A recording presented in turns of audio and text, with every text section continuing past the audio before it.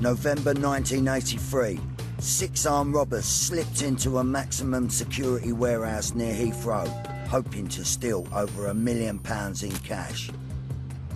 I thought to myself, well, you know, are they going to just take the goods and go, or are they going to kill us at the same time? They poured the petrol down over my chest, and I was told in no uncertain terms, if the alarms went off or the police turned up, they'd put a match to me and put a bullet through the back of my head. What they got away with was gold bullion worth a staggering 26 million. But how did they do it?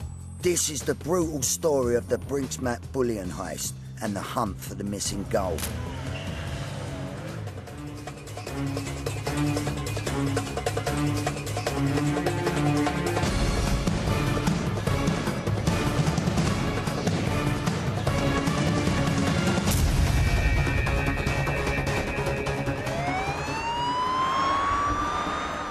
Biggest ever armed robbery was carried out at the Brinks security depot at Heathrow. The gang escaped with £26 million worth of gold bars, weighing nearly 3 tons. This was a huge amount of gold, almost conquistador proportions. To give some sort of perspective, it was the weight of 2 average family saloon motor cars. The biggest ever robbery in British criminal history. One of the most audacious robberies ever carried out in Britain. Offence, £26 million worth of gold stolen in Britain's biggest ever robbery. Must have been a large and well-organised operation. To be honest, I was in complete fear of my life and also the lives of my colleagues, especially when they tell you where you live and then they tell you how to get into your own vault. And that is the most scary part of it. They knew so much. They took with them the secret of where the haul is hidden. But of course, by stealing the gold, the robbers then had a problem of how to actually filter that gold back into the system and make that gold turn into cash. Ruthless in its conception, fearless in its operation, the Brinks heist is still the largest bullion robbery in British criminal history. In just 15 minutes, a highly organised South London gang of armed robbers made off with 3 tons of gold from the Fort Knox-style warehouse near Heathrow. It was the biggest crime or robbery that I've ever been involved in. And dare I say it, it was a watershed crime in the criminal history of this country.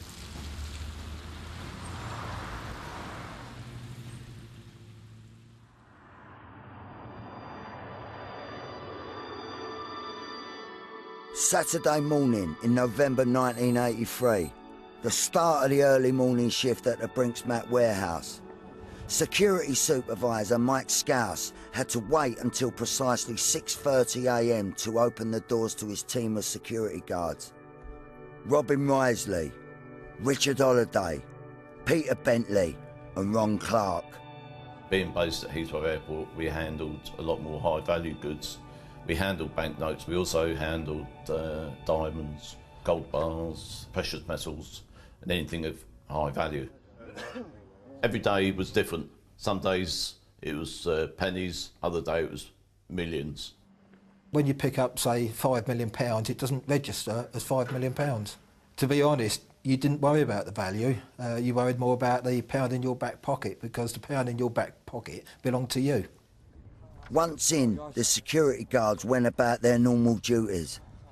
One of the lads was making the tea, as per usual, and the others were getting their bits and pieces together, security equipment, etc. We then got the various books out and the keys, and we started to discuss what was going on. We're going through the airway bills and sort of just doing a rough calculation, and we realised there was an awful lot of gold to be moved that morning. And the vehicle that had been allocated couldn't really take the weight, it was just over 3 tonne. The gold had been delivered to the warehouse in 76 stacked boxes on pallets shortly after the security guards had clocked off work the night before. It was a staggering amount they were expected to handle that day. The doorbell went at about 20 to 7, so I then went downstairs and saw Tony Black outside. He was on his own, so I opened up the door. Not for the first time, a 5th member of security, Tony Black, arrived 10 minutes late. He looked a little bit dishevelled, like he'd just got out of bed. His timekeeping wasn't one of the best. No sooner he was upstairs, he said, "Oh, he said, I'm dying to go to the loo. I'm going downstairs." I'm going downstairs. As Mike Scouse busied himself in the radio room trying to figure out how best to transport the gold to the airport, the other security guards were gearing themselves up for the task ahead, but they were all about to have their peace shattered. Tony Black joined me. He was rolling a cigarette. And all of a sudden there's an almighty commotion going on. Next thing, this voice said, "On the floor." And I looked round, and there was a guy with a trilby hat on, with a gun. And I thought, well, what the hell are you doing here? And a hood or bag was placed over the head.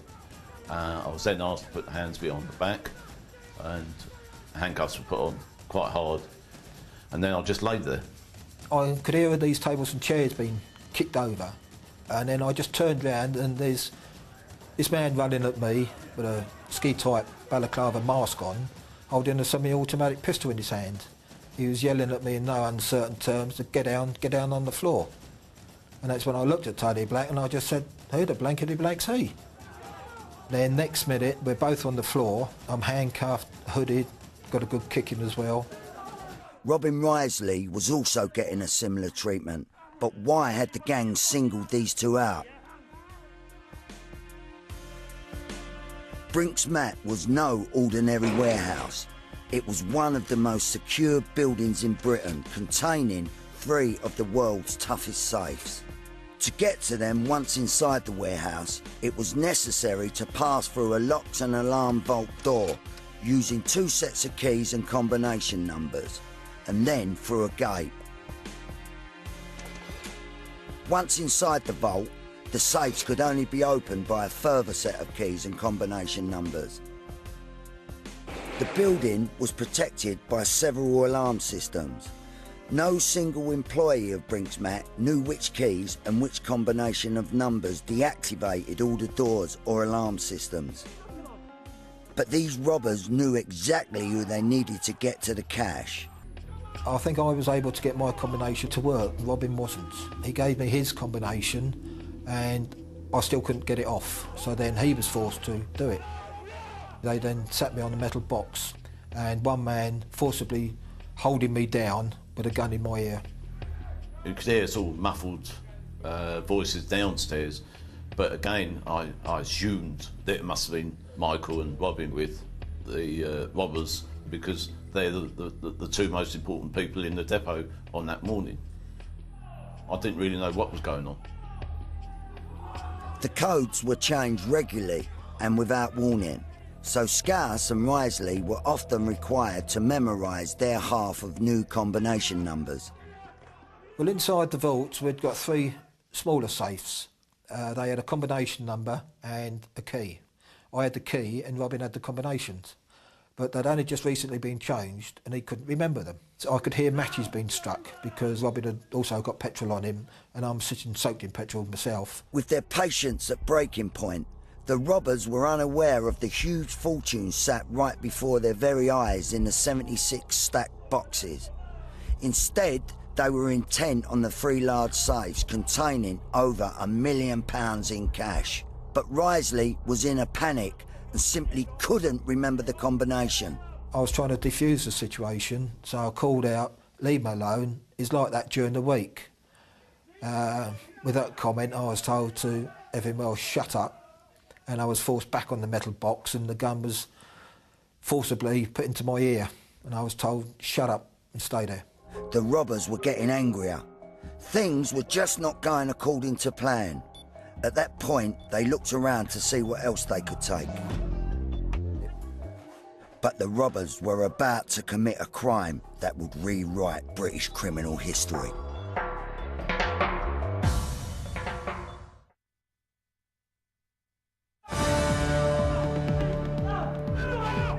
Six highly organised armed robbers had come determined to steal around £1 million in cash from the Brinks Mat warehouse.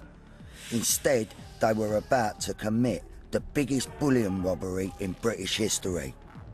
They knew so much. To be honest, I could have written down the combination numbers, given them the keys and sat upstairs and had a cup of tea. They told me how to get into my own vault. They were very well practiced in what they did.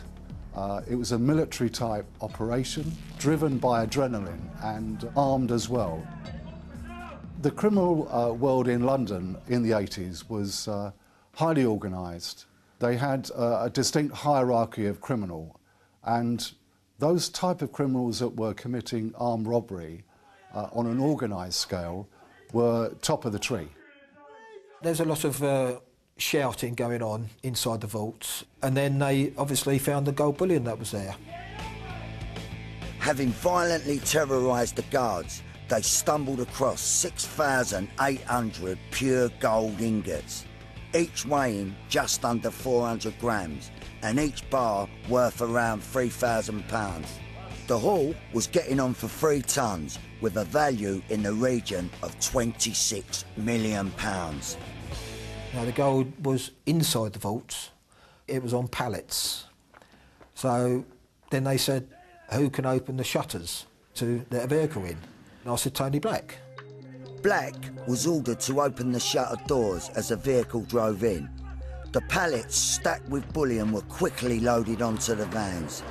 I was lying there, I had no idea what they'd come for, and then all of a sudden, all you heard was bang, bang, bang. And I thought, oh my God, they're taking the gold. I still didn't know at the end of the day whether we would all live or die. And I just said to one of them, you load it a bit quicker than we do. And I just told him in no uncertain terms to shut it. And all of a sudden, we heard this voice saying, thanks ever so much for your help and have a very nice Christmas. As the engine noise slowly faded into the distance, the guards were left with nothing but silence. I then gave it a couple of minutes, then I called out to all the lads and all of them answered, so I knew that they were all alive and in one piece sort of thing. And then one of the lads was able to break his handcuffs, the link on it, and then he kicked a very large hole in the office door, and then he came into me. By then he'd, I think, released Tony Black, and then they got some a screwdriver and a hammer, and then they broke my handcuffs. All of a sudden this voice said, keep away from the door, look out. And this size 12 boot came smashing through the door, followed by a head, and it was Peter checking if we were okay. With the alarm raised, a flying squad team led by Detective Inspector Tony Brightwell raced to Brinks Mat. The scene at the warehouse itself, it was in total disarray. There was upturned chairs, there were masks, gags, ropes lying all over the place. There was an unbelievable stench of petrol, where petrol had been poured over the guards. The whole thing was in disarray. I should point out that the robbers had carried out this robbery and got away from the premises in a matter of 15 to 20 minutes. This was high-speed stuff. Crimes such as this cannot happen unless you have someone working for you on the inside. Now, that could be someone that was on duty at that time, it could be another person in the employ of Brinks Mat, or it could be someone that's left the company. But it's right to say that even in the first minutes of us being informed of this crime, we were focusing on an inside agent. As far as the other guards are concerned, and specifically Michael Scouse, it's fair to say that they were regarded from the early moments as being involved. Until they can actually get a suspect or charge a suspect, then basically all 6 of us were suspects. Well, being the key man, not only did I have some of the combinations and the keys, I also had some of the passwords for the alarm companies. So I was number 1 suspect, if you like. Their houses were searched, certain items would have been taken. They would have been interrogated quite forcibly to see if they were involved. They were put through the hoop, make no mistake about it. Instead of being taken to the hospital, I was taken up to Hounslow Police Station, where they took off all my clothing for forensics. Scouse was under investigation for several days, and it culminated in the flying squad arresting him on suspicion of being involved in this robbery. One would ask me a question and then I would try and answer it, and then one of the others would jump in and said, 5 minutes ago you said. So then my brain would start to backtrack, what did I say 5 minutes ago? Somebody had set me up, and that was what was at the back of my mind, who's done it?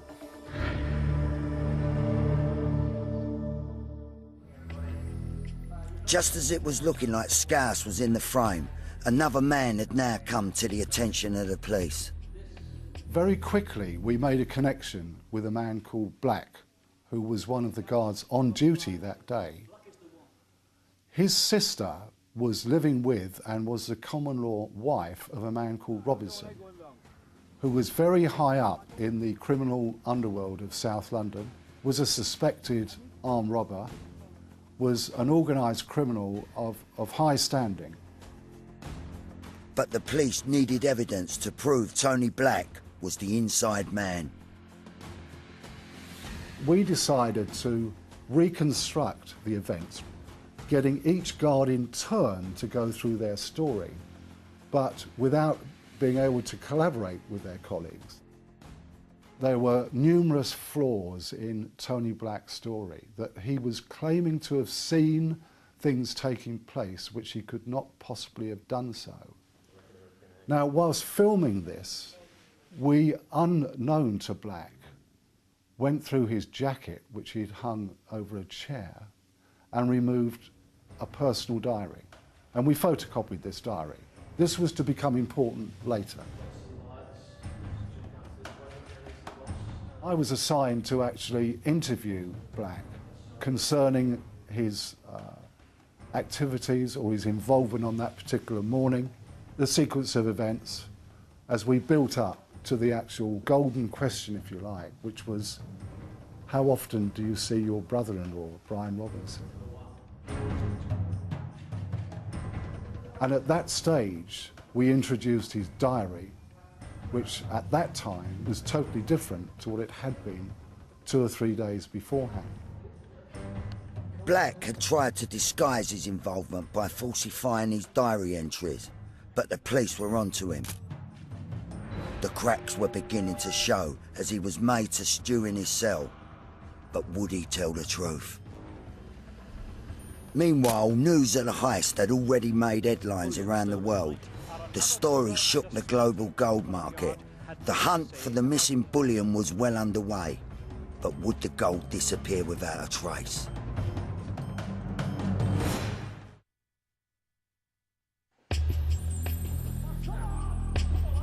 A gang of 6 armed robbers had pulled off Britain's biggest heist with an incredible gold bullion haul of £26 million, stolen from one of Britain's most impenetrable buildings, the Brinks warehouse.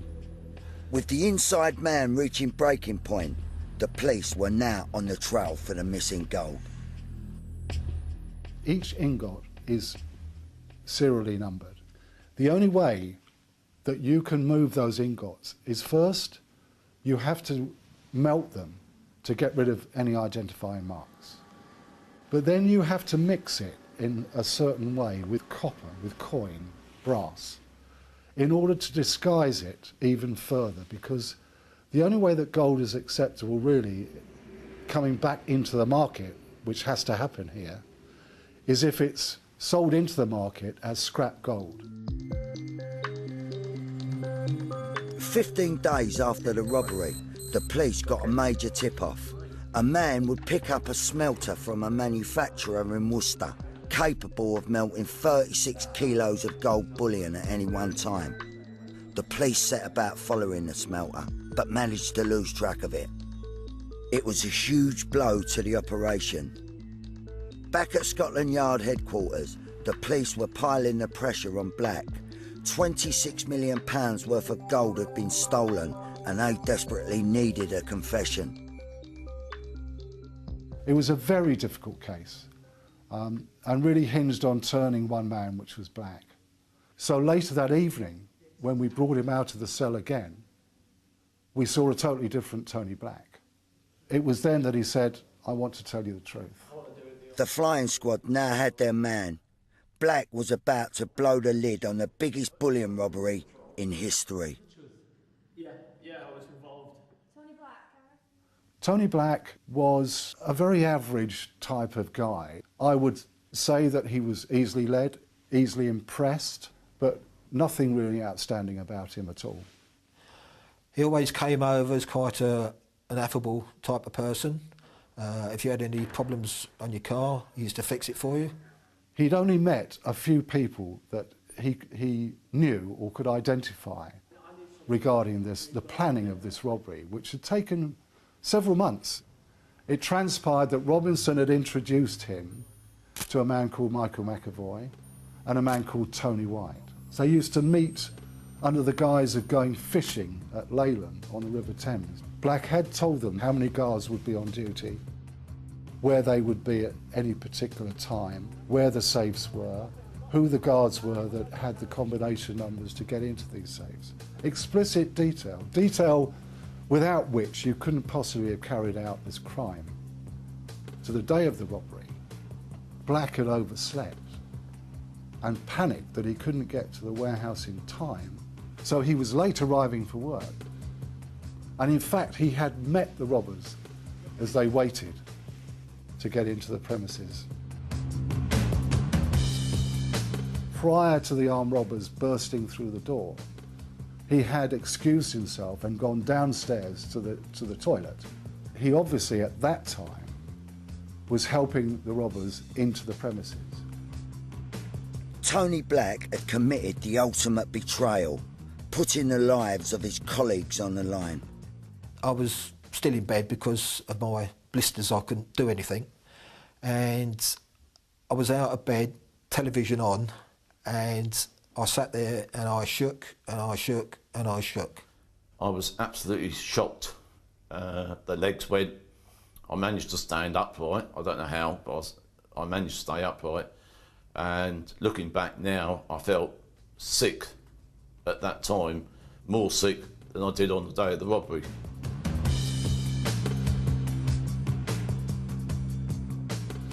With the help of the newly recruited police supergrass, Tony Black, detectives were now certain of some of the key players. Brian Robinson, early 40s, the criminal mastermind, otherwise known as the Colonel. Mickey McAvoy, late 30s, 5'8", and leader of the attack team. Tony White, close on 40, foot soldier, built to cause trouble, serious trouble.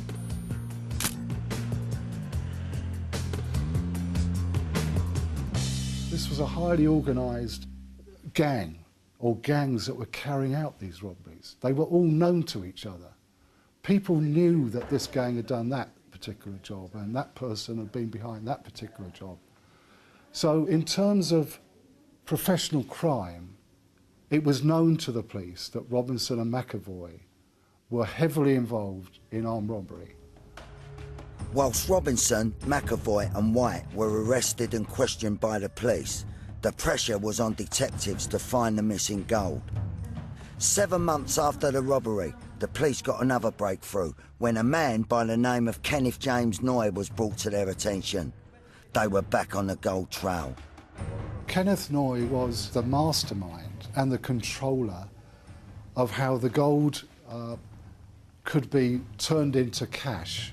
We believe that Mr. Noy came on the scene very shortly after the robbery, if indeed he didn't actually know that the robbery was going to take place. Noy was another high-ranking wealthy criminal with an established background in money laundering. Noy had travelled to Jersey and had purchased 11 gold bars, exactly the same weight as the gold bars that had been stolen from the Brinks robbery. Each gold bar purchased in that way comes with a certificate of ownership. and each bar is serially numbered. Those bars never left Jersey. Thank you. Pleasure doing business.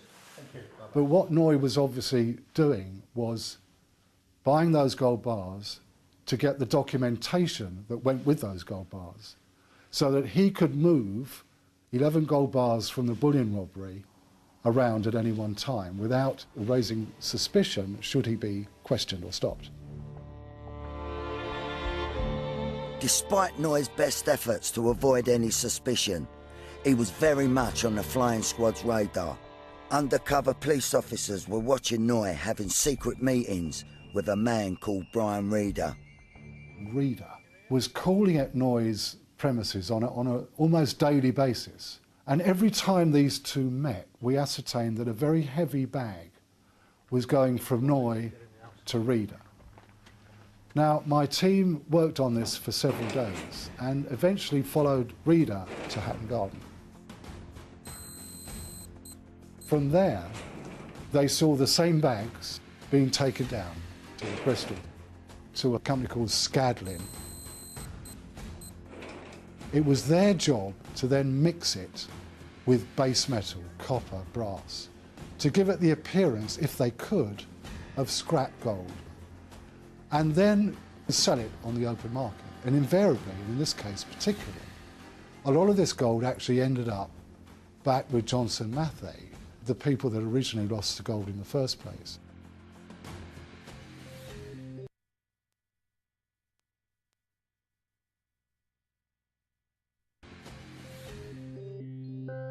Ironically, the gold was being sold back to the company it had been stolen from.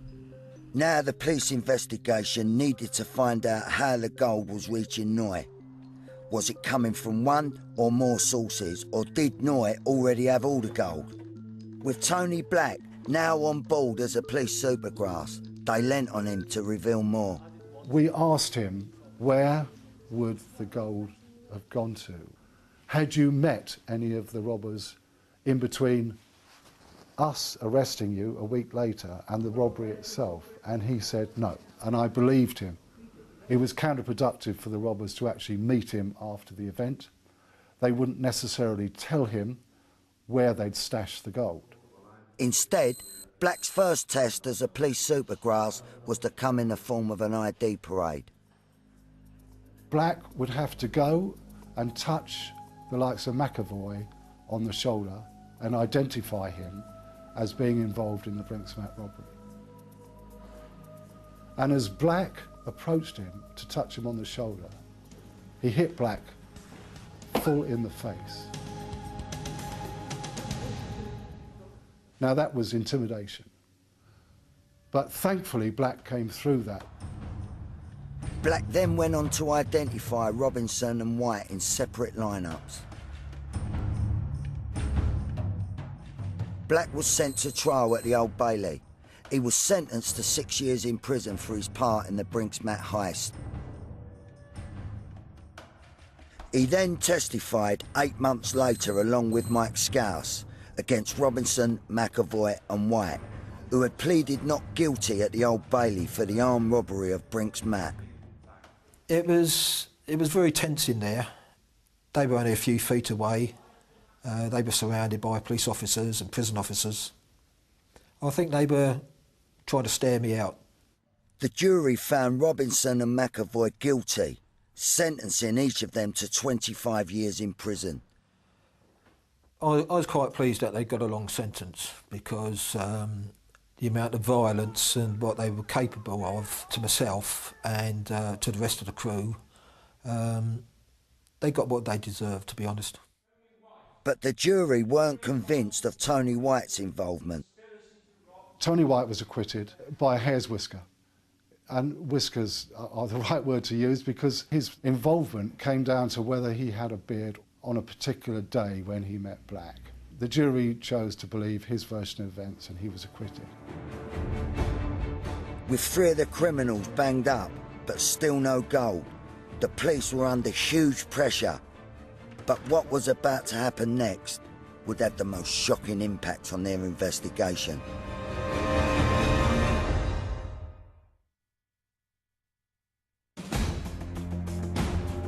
After the conviction of gang leaders Robinson, McAvoy and Supergrass Tony Black, Scotland Yard detectives desperately needed to track the missing gold. They had already established that from Kenneth Noye's house in West Kingsdown, Kent, Brian Reeder was collecting the gold and delivering it to a small office in Hatton Gardens, London. From there, the gold was being transported down to Bedminster, near Bristol, to a small bullion company called Scadlin, where it was bought, smelted and resold back to the open market as scrap gold. Now, a huge amount of cash, obviously, would be generated by disposing of this amount of gold. Scadlin, obviously, would have to pay for this gold. And they were a very small operation in a very small suburb/village on the outskirts of Bristol.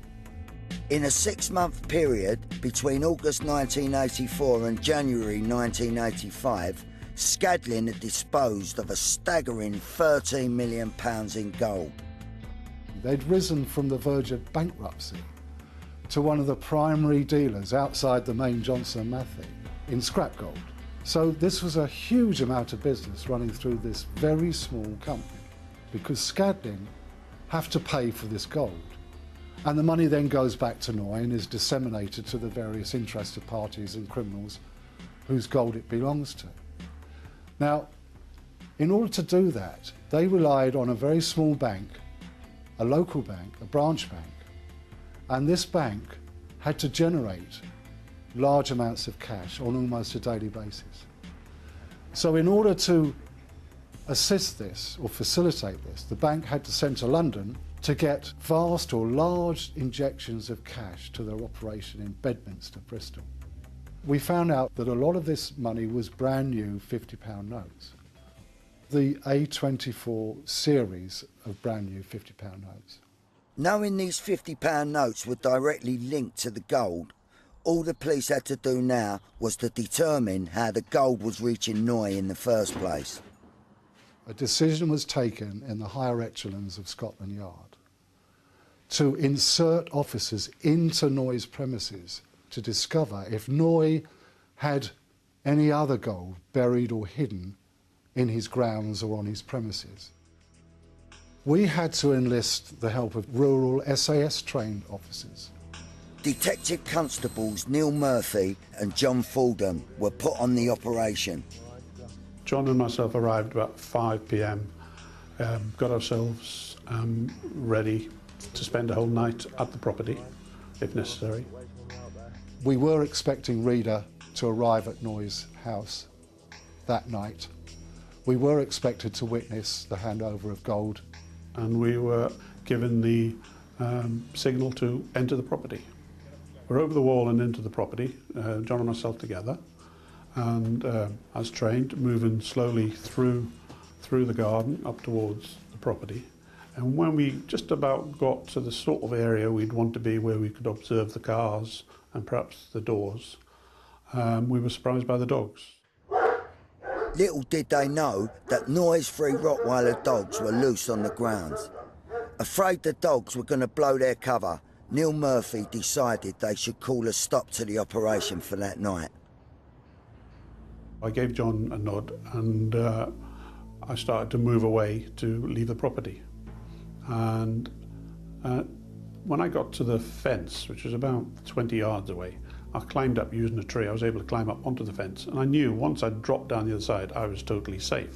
I assumed John had done something very similar and was somewhere else on the property. We couldn't talk to each other on the radio because we didn't want to make any noise. And I paused for a few seconds while I was on the fence, looked back towards where I last saw John, and the torches were in that area, and the dogs were still barking. So I shouted, trying to get Noye and Reeder to make the decision to leave. I shouted at them to shut the dogs up, pretending to be one of the neighbours of the properties where I was standing next to. And then the torch started to come my way a little bit, come towards me. So because of that, I made a decision to leave the property, and I jumped down into the garden and made my way back towards the front of the property. Murphy had aborted the mission, but something was wrong. There was no sign of his colleague. I got in a position where I could best see what was happening, and I could see two men standing over someone who was obviously on the ground. One of them shouted something about blowing your head off, and it was at that point that I realised this is a shotgun he's got. And I transmitted that to the guys listening, and the signal was given immediately then to enter the property. With their surveillance operation blown, the flying squad burst onto Noy's grounds. One of the officers from the flying squad and one of the officers who we'd taken over from, one of the surveillance officers, were looking after John, and one of the guys told me, it looks like he's been stabbed. And I remember saying to the ambulanceman that, you know, well, he's breathing, and I was actually feeling very positive. But the ambulanceman said, no, he's not breathing, it's the oxygen we're giving him is pushing his chest out, doing the breathing for him. We were in like a waiting room in the casualty at the hospital. One of the senior officers came into the room and told us that John had died. That's how we found out. John Fordham died of 11 stab wounds after a ferocious attack. Kenneth Noy was arrested at the scene. Reader was arrested fleeing from the property. But from the police point of view, simply because of his professionalism, he was a huge loss, and there was a big empty hole. I can't talk about that. I mean, everyone was obviously devastated at the death of DC Fordham, and the whole inquiry, if you like, had been turned on its head as a result.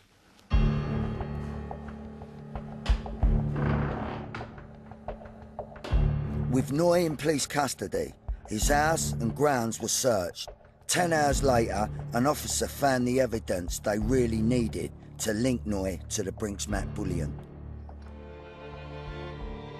We did find 11 gold bars on the doorstep, pure gold that had been obviously melted and recast prior to them going to Bristol. At the time, the 11 gold bars were worth around £100,000. What was left was to now take action against all the people that we knew were involved in disposing of our gold. Within 24 hours, various premises in the Bristol area, in London, were raided by hundreds of officers who came in to assist at that particular time, and we had to secure what evidence was left to us. But significantly, very significantly, the one pieces of evidence that we did find were A24 series £50 notes, which we knew had come from Scadlin. With Noy's property raided and the gold and £50 notes found on his premises, D.I. Brightwell turned his attention to questioning Noy. Immediately, Noy engaged me in a Masonic hand signal, and I recognised this, and I looked at him and thought immediately to myself that here is a man that's trying to ingratiate himself with me, thinks that I'll be able to help him, and is obviously looking to do business, as it were. In ordinary circumstances, if John Fordham had not been killed, I would have been delighted to talk to this guy, to do a deal, as it were, with him, because he knew where the gold was coming from. But I knew, because a copper had been killed, that there was no way that this could happen. And as soon as he learnt of my feelings on that, he really showed a different side of himself, but I could see the aggression building in him. With no deal struck, the police found it almost impossible to get any more information on the gold trail. 10 months later, Noy stood trial at the Old Bailey for the murder of DC John Fordham. I knew that Noy had probably one of the best criminal barristers that I've ever come up against in my time in the police. I understand that the jury were taken down a Hollywood cottage at night to replicate these conditions, and basically put the question to them, how would you react if you'd have confronted someone, as John Fordham was, dressed in black, blacked out face, in the middle of the night? How would you have reacted? Would you have acted in self-defence? And the jury chose to go down that route where they agreed it was self-defence and acquitted him of murder. John Fordham, when all said and done, was unarmed. As I've always said, the 11 stab wounds is not self-defence. That's a frenzied attack. It was a confident Noy who strolled back into the Old Bailey 5 months after his acquittal for the murder of John Fordham.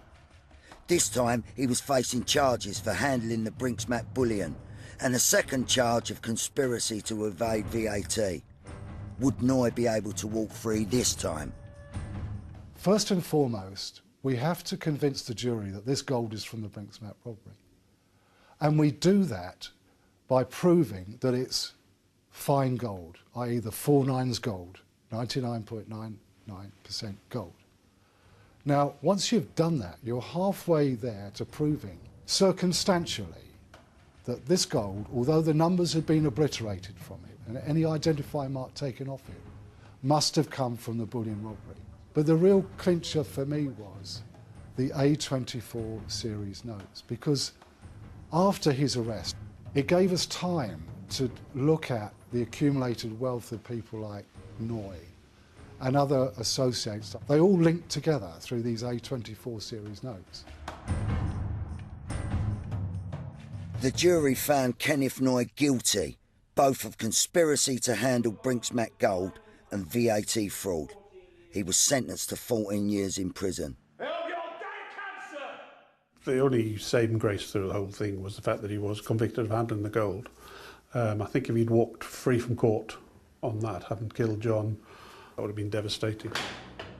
When I was told that he'd been convicted of handling the gold at least and got the maximum sentence of 14 years, I was delighted to hear that. In fact, I was shaking, just shaking with, trembling with excitement that at last he had his comeuppance and he was going away.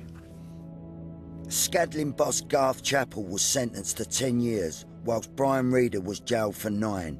But despite years of police work, the greatest unanswered question of the heist still remains. What happened to the rest of the gold?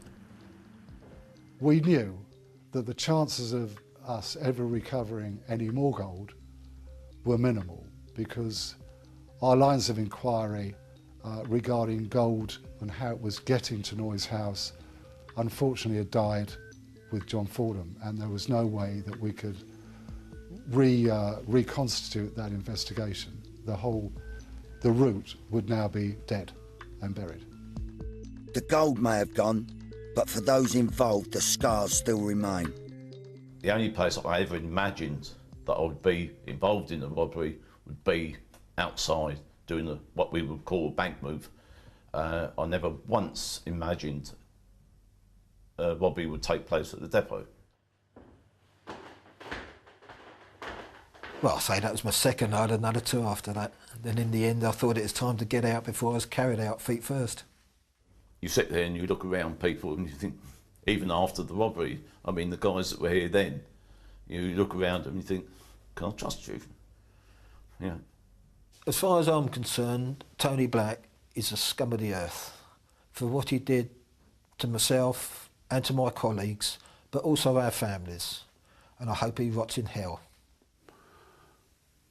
The only thoughts I have are for John's family. I think about them quite a lot and how they've missed all the years that they haven't had with him.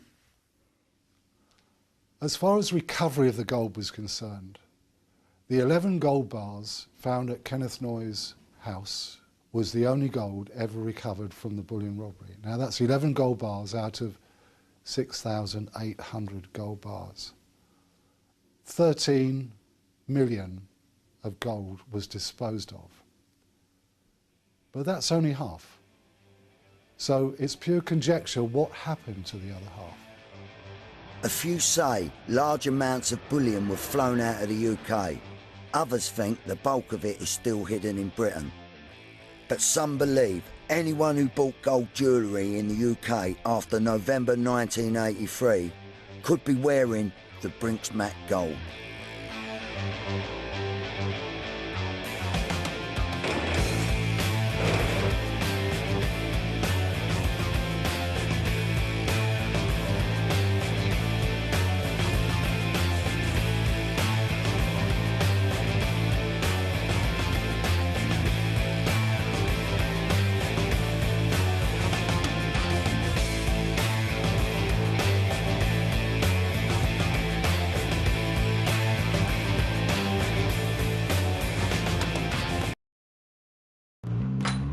November 1983, 6 armed robbers slipped into a maximum security warehouse near Heathrow, hoping to steal over £1 million in cash. I thought to myself, well, you know, are they going to just take the goods and go, or are they going to kill us at the same time? They poured the petrol down over my chest, and I was told in no uncertain terms, if the alarms went off or the police turned up, they'd put a match to me and put a bullet through the back of my head. What they got away with was gold bullion worth a staggering 26 million. But how did they do it? This is the brutal story of the Brinks Mac bullion heist and the hunt for the missing gold.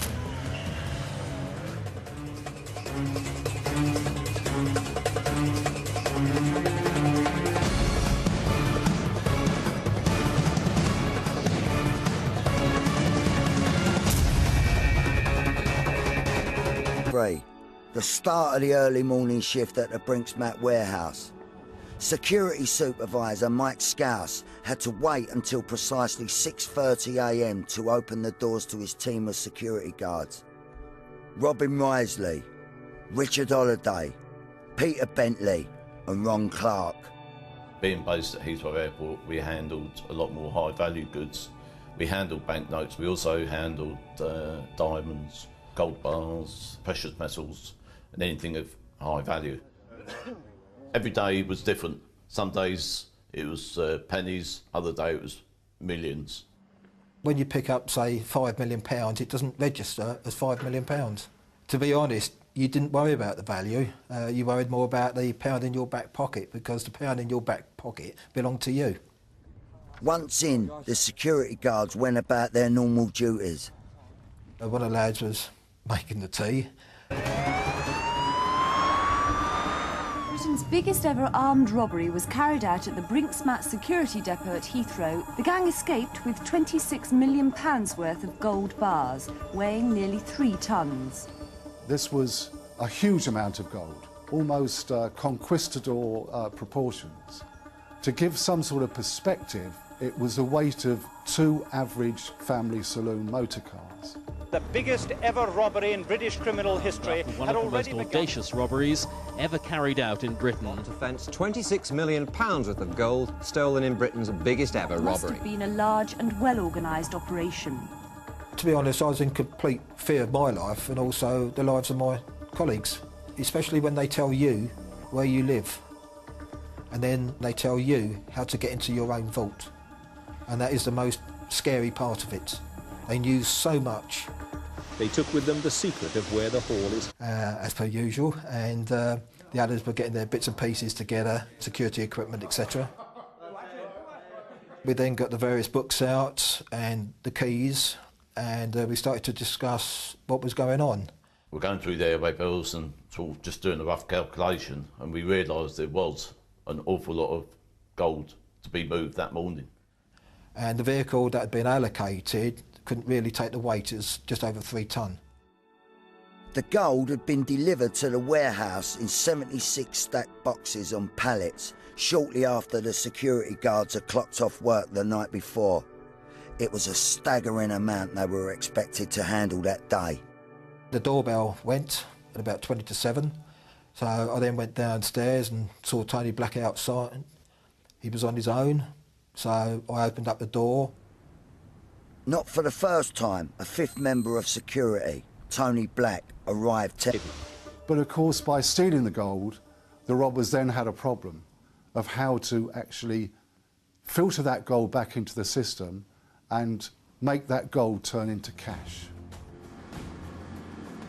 Ruthless in its conception, fearless in its operation, the Brinks Mat heist is still the largest bullion robbery in British criminal history.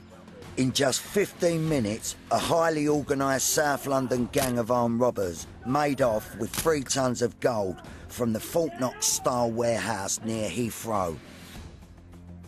It was the biggest crime or robbery that I've ever been involved in.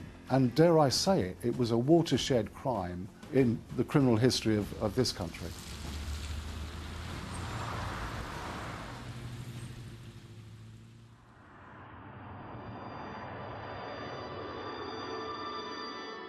Saturday morning in November 1984.